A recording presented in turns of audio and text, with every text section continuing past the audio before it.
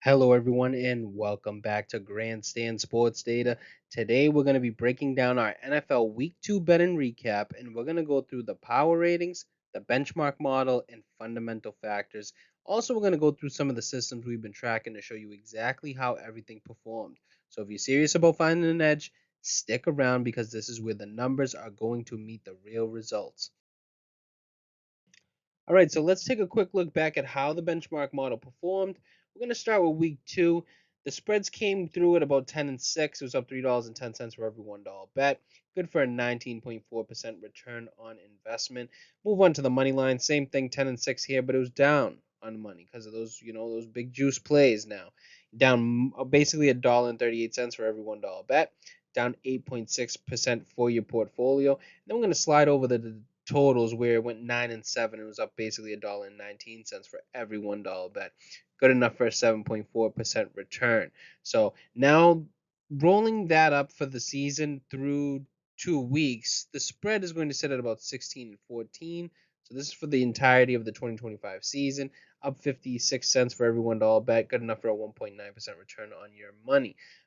Moving on to the money lines, 21 and 11, pretty good in terms of a win percentage. It's up 22 cents for every $1 bet, 0.7% return on your investment. And then we'll move on to the 18 and 13 with the totals. The totals do real well in this model. Showed you the past 5 years. We're showing you now just through this season, 18 and 13, up $2.38 for every $1 bet, and a 7.7 return on your investment. So I want you guys to remember this, though. The model has been back tested for over the past 5 years, and the key sweet spot is going to be the money lines. You usually price it about minus 165 or better. So when you see a team that the model likes and they're minus 165 or better, you usually place that bet. That's what that means. All right, so picking up where we left off in the last slide, we basically told you that the money lines there minus 165. That's what would qualify. So these are the teams that fit those parameters that were at minus 165 or better, and the model picked them to win. As of last week, talking about week 2, you see Washington, Pittsburgh, Miami, Denver, Philly, and Houston went 1 and 5, so the model did not do good. And when only 1 and 5, that's not great at all. It was down $4.17 for every $1 bet. It was down 69.5% in terms of your investment. Now, what can you take from this though? You have to remember that it's only 1 week, right? No model, no system, no better alive escapes bad weeks. They hurt, but they don't necessarily define you. And what matters is sticking to your process. So you want to stay disciplined, especially with your bankroll management, and then trust in the math to work basically over the long haul. And that's exactly why we emphasize those minus 165 odds or better. It's because of the break even percentage. And it actually tells you your edge. So right now, yes, it's 1 and 5. Could be 5 and 0 next week. There's even some systems that we're going to show you that were unbelievable this week and some that were downright awful. That's how it goes. You have to be able to stick into the pocket, take those punches, but then also give them as well as the season rolls on. All right, so let's take a look at the money line systems. We already went through the money line when it came to the benchmark model. Now we're going to talk about the money line systems, and we're talking about the fundamental factors. So we're mixing the favorites on a high total mixed with Grandstand Sports Data's coaching model that actually went 4-0 this past week. It was up $1.90 for every $1 bet. It's pretty good for a 47.5 return on your investment. And those are the teams to the right that hit on that. So that's Buffalo, the Lions, Cincy, and the Chargers. Moving on to the next one, we get Madden in the coaching model, and that went 4-5. So not necessarily that good. Didn't even hit the 500 mark in terms of win percentage, and it was down $2.84 for every $1 bet. So not the greatest for that specific system this week. Moving on to 620-mile rule with the Grandstand Sports Data coaching model. That system together, that went 1-4. So it was down $3.41 for every $1 bet. Not the best there, also. But finishing the two down here at the bottom, you got the favorites on a high total, the 620-mile rule mixed with coaching. That actually went 1-0. So it was up 59 cents for every $1 bet. Pretty good there for Cincinnati to fulfill that. And they also fulfilled the other one right below that. If you just basically take the same system, but just add in the Madden rating, it went 1-0 again with Cincinnati. So what can you really take away from this? It's that systems aren't just about 1 week. That's what you have to remember. They're about putting you in positions where over 100 plays, the percentage starts to tilt in your favor. So we saw both sides of that both sides of that coin in this week. But you got to remember, playing these over and over again, spotting that edge, eventually you'll start to make some coin from that if you stay disciplined. So we touched on the money lines. Let's take a look at the spreads now. Talking about the 620-mile rule mixed in with that coaching model here at Grandstand Sports Data. Went 1 and 4, is down $3.09 for every $1 bet, so not necessarily good on the spread. Next one as well, 620-mile rule. Now substitute the Grandstand Sports Data coaching model for the Madden rating. That went 1 and 6, so not even not better, actually worse. But filling out the end of those last three spread systems you can see here, blowout dogs that are also in a divisional game, they went 1-0, and that was the New York Giants. They covered that 6 points, as you can see. Same thing right below, the dogs on a low total now, mixed with the blowout dog and divisional dog, went 1-0 again. Obviously, the Giants. And then finally, down at the bottom, you got the dogs on the low total, mixing in the rest and the contrarian play. We're going to touch on market data a little bit later, but the contrarian play, all those three variables mixed. Atlanta came out on top. They covered that 4.5, so not too bad there. So the spreads weren't necessarily too bad when you look at the last three. But when you're talking about some heavier volume, like the top two, just not just for spreads, but also on money lines, weren't the best in terms of profitability. I don't know if it was because of the volume. You just got to remember, though, playing these edges over time will put you in the best position to win. I know we keep emphasizing that, but it's really, really important that you have to stay disciplined. All right, so let's take a look at the results from the picks that we had the strongest overlap between the benchmark model, the moneyline systems, and then the spread systems. We did that in our preview show and kind of walked you through the bankroll allocation as well. So if you just did the fixed betting approach, that would be the ones that are not labeled bankroll, and the ones where we allocated the bankroll will obviously be labeled bankroll. So as you can see from the spread, went 1 and 3 on the spread, both ways, bankroll and not bankroll, down $2.09 for every $1 bet on just the fixed plays. So it's down 52.3%.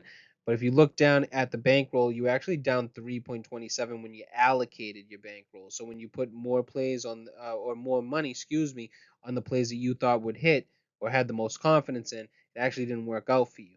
Now, if you turn to money lines, same record, 2 and 5 on both. But as you can see, actually allocating your bankroll helped you a little bit. It helped you lose less money, if that makes any sense. Is the money line bankroll was down $3.67 for every $1 bet, whereas just the money line on the fixed was down $3.84. So there you go. That's what it comes down to. Allocating your bankroll can work both ways. That's basically what I would say the takeaway is from here. But we have to remember that yes, we had a poor week just on paper, but we didn't factor in the market. We didn't factor in a bunch of other variables, and we're going to moving forward. And now, speaking of the market variables, we just want to give you the results from last week. First, you're going to have closing line value. And what you're seeing here is just the record of the teams that happen to close with the value. That's all it is. So, on its own, this isn't necessarily a betting system. That's something that you have to remember. It's more of a measuring stick. You take the closing line value and you see what it's paired with in terms of whether it's your model, your power ratings, or maybe it's one of these fundamental factors, and you just measure it to see if it has that edge so that it could help you with making bets earlier, knowing that you're going to get the best price already because it has closing line value. Well, anyways, teams that had the closing line value going into week 2, they went 5 and 6. They were down $1.45 for every $1 bet, and that was down 13.2 in terms of their portfolio. That was on the spread. All the way to the far right, we'll give you the money line situation, 5 and 6 again, down $1.64, yada yada yada. Let's move down to contrarian plays now. So any team that was labeled the contrarian going into this week, 3 of them fit the bill, 3 of them won, both outright and on the spread. So if you went in terms of the money line, you were up $4.03 for every $1 bet. If you just bet them on the spread, you were up $2.73 for every $1 bet. Now let's move down to bet percentage, and this kind of tracks what happens when you just follow the majority of tickets. Majority of tickets doesn't necessarily mean the best bettors, right? It means more the public. So that's what you're looking at here, public bettors. Well, they went 3 and 13. Terrible, right? Down over 10 units, not necessarily a good thing. Let's look at the one below that, and that's a money percentage. And this is the share of actual dollars wagered, not necessarily tickets. It will tell you more of where the sharp money is. And that's 7 and 7 just for this past week in week 2.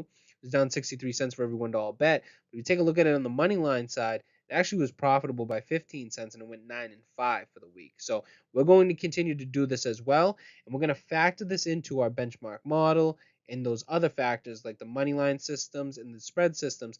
And the teams that fit the bill here are also going to be dragged into that and into our final product where we labeled the picks. And we kind of walk you through that in our next week's week 3 preview show. Right, so let's jump to our updated power ratings. I want to put just a little disclaimer before we get into this. 50% of the weights on these are going to be from week 1 and week two's results, and then the other 50% is going to be from preseason projections. Yes, we're still leaving in projections. They will be phased out after week 4. Now that that's out of the way, Baltimore and Buffalo, they're both straightened their grip right at the top with dominant wins, while Green Bay has actually surged into the top 3 after an impressive showing. Detroit held steady, while the Rams and the Eagles kind of slipped slightly but remain in the top 6. So Washington also made a big jump into the top 10, even though they had a loss. I think it was more of the win also with the Giants, and then factor in that in a little bit more. And then also Denver and San Francisco, they started to fall out a little bit. So Houston and Tampa Bay still hanging around there, but just barely. I also like the Chargers that they popped up into the top 10. Not too bad there. All right, so let's jump to the betting profit and loss in terms of just the spreads now. We're just looking at the spreads. You can see Buffalo, Green Bay, and LA teams rewarded their backers pockets very early, up $1.82 for every $1 bet. On the flip side, you see Chicago, Houston, Kansas City, Miami, Pittsburgh, and all of them they basically burn betters pockets, starting the year 0-2 against the spread.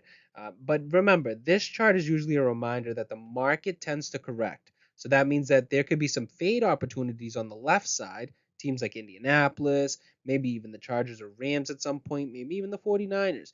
But then on the right side, you want to look for some betting opportunities. These teams maybe not playing up to expectations. Teams like the Texans or Chiefs, and you may be able to find some value going forward. All right, so now that we touched on the spreads, we're going to take a look at the money lines.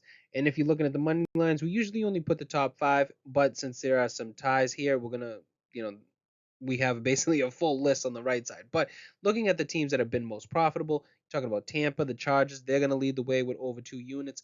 On the other side, teams like Bears, Browns, Texans, and Chiefs, they sit at the bottom at minus 2 units. This is going to be the same reminder as the spreads, right? Markets tend to correct. So that means that the teams on the left, you may be able to find some, spots where you bet against them.